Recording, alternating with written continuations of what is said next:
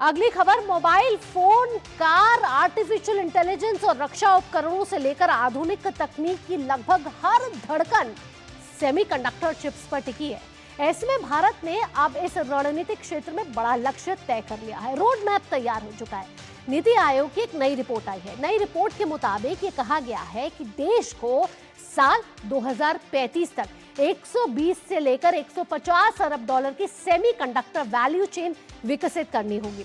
इसके लिए अगले दशक में 135 से 180 अरब डॉलर के निवेश की जरूरत बताई गई है।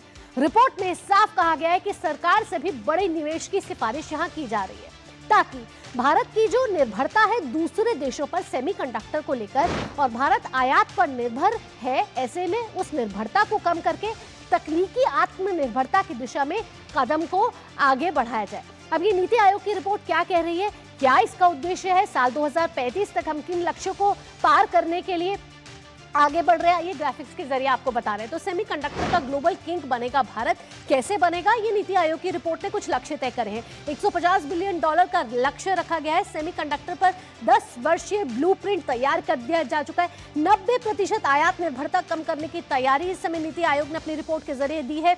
वर्तमान की बात करें तो 90 से 95% मांग आयात पर निर्भर है। अगर सेमीकंडक्टर की बात की जाए, एडवांस पैकेजिंग और OS80 पर जोर दिया गया है। AI और भविष्य की तकनीकों पर फोकस यहां किया जा रहा है। सरकार ये चाह रही है और सरकार से सिफारिश की जा रही है कि 33% निवेश सरकार करे, ताकि सेमीकंडक्टर वैल्यू चेन को और बढ़ावा मिले और जो आयात पर निर्भरता है उसको कम किया जा सके। हम लगातार देख रहे हैं कि सेमीकंडक्टर के क्षेत्र में भारत लगातार प्रगति करता आ रहा है और भारत सरकार का यह लक्ष्य है कि भारत को एक सेमीकंडक्टर हब बनाया जाए। अब निवेश और आत्मनिर्भरता की राह की बात करें तो किस तरीके से भारत आगे बढ़ता हुआ नजर आ रहा है और क्या लक्ष्य तय किए हैं। 180 अरब डॉलर के निवेश की जरूरत यहां बताई गई है नीति आयोग की रिपोर्ट में। पैकेजिंग से लेकर सामग्री तक बड़े निवेश की तैयारी है, यानी कि स्क्रैप से लेकर जब पूरा आउटपुट निकलेगा तो कैसे ये निवेश की तैयारी आगे बढ़ेगी। कंपाउंड सेमीकंडक्टर सेक्टर पर यहाँ फोकस दिया गया है और प्रतिस्पर्धा हब बनाने की दिशा में बड़ा कदम है। सरकारी सहयोग से चिप इंडस्ट्री की होगी ग्रोथ, ये नीति आयोग की रिपोर्ट में साफ तौर पर कहा गया है। आगे बढ़ते हैं। अब भविष्य की बात करें तो क्या वो 5 स्तंभ है जिसको लेकर नीति आयोग ने कहा है, तो भविष्य की रणनीति के लिए ये 5 स्तंभ आपको बता रहे हैं जो नीति आयोग ने अपनी रिपोर्ट में जिक्र किया है। R&D यानी कि शोध, रिसर्च और डेवलपमेंट से लेकर पैकेजिंग तक भारत की तैयारी, इस पर जोर दिया गया है। डिजाइन से लेकर डिलीवरी तक बनेगा इकोसिस्टम, वैश्विक सप्लाई चेन का भरोसेमंद केंद्र बनेगा भारत, और साथ ही चिप सेक्टर में आत्मनिर्भर भारत का ब्लूप्रिंट यहां तैयार हो चुका है, जिसको लेकर अब नीति आयोग ने कहा है कि अगर सेमीकंडक्टर वैल्यू चेन में भारत की ग्रोथ दिखनी है तो ये अगले 10 साल का रोड मैप है, जिसको लेकर अब भारत को आगे बढ़ना है। इस समय हमारी संवाददाता आंचल हमारे साथ जुड़ गए ज्यादा जानकारी के साथ। आंचल, नीति आयोग की इस रिपोर्ट की बात करें तो किस भरोसे की बात इस समय नीति आयोग कह रहा है, और साथ ही साथ कौन सी वो चुनौतियां हैं और सरकार से वो कौन सी सिफारिश है जिसको लेकर नीति आयोग ने अपनी रिपोर्ट में इन सभी बातों का जिक्र किया है। भावना, कहते हैं ना, हीरा है सदा के लिए, और ऐसे ही डिजिटल हीरे की बात हम कर रहे हैं सेमीकंडक्टर चिप्स के द्वारा।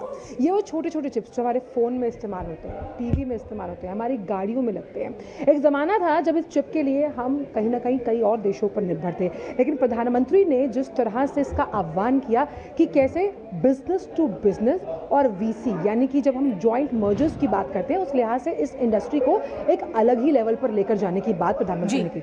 इस बात का असर हमने देखा कहाँ? हमने देखा इन 5 देशों की यात्रा में।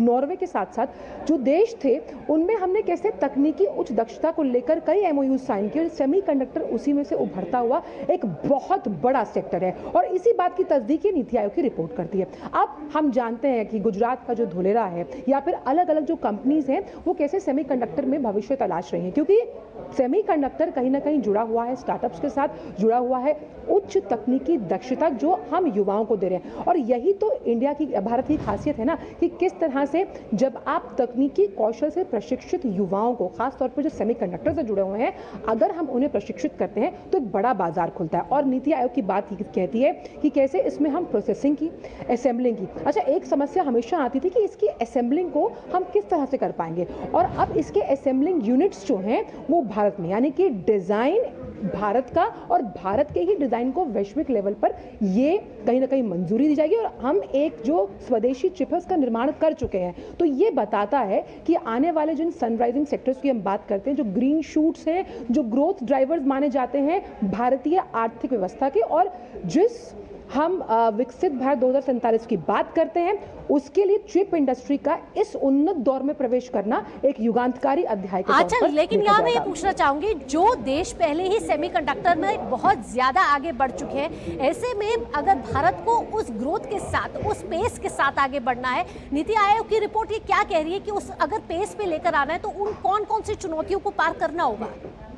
देखिए, जो चुनौतियां हैं उसके हिसाब से जो ब्लूप्रिंट तैयार किया गया है उसमें हमारे पास एक लेवल अप फील्ड है, हमारा अपना डेमोग्राफिक डिविडेंड, यानी हमारे पास जो आबादी है, जो युवा हैं, हम उन्हें किस तरह से प्रशिक्षित कर सकते हैं जब हम बात करते हैं सेमीकंडक्टर्स की।